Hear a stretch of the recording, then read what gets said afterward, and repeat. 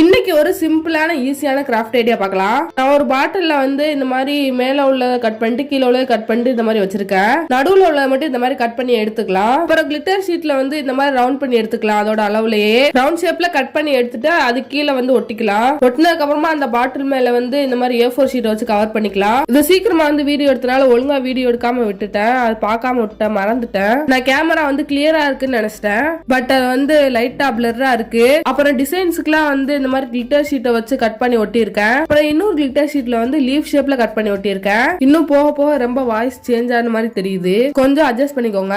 அவ்வளவுதான், ஈஸியா சிம்பிளா நம்ம இது மாதிரி செஞ்சு முடிச்சிட்டோம். நம்ம என்ன பண்ணிருக்கோம் அப்படின்னா பென்சில் ஸ்டாண்ட் தான் பண்ணிருக்கோம். அதுவும் பிளாஸ்டிக் பாட்டிலே ஈஸியா பண்ணிருக்கோம். பாருங்க, நம்மளுக்கு இது மாதிரிலாம் திங்ஸ் போட்டு வச்சுக்கலாம். இதுல நீங்க எந்த டிசைன்ஸ் தான் போடணும்னு அவசியம் இல்ல. உங்களுக்கு எந்த டிசைன் வேணுமோ அந்த மாதிரி நீங்க போட்டு ட்ரை பண்ணலாம். நீங்களும் இதை ட்ரை பண்ணி பார்த்துட்டு எப்படி இருக்குன்னு கமெண்ட் பண்ணுங்க.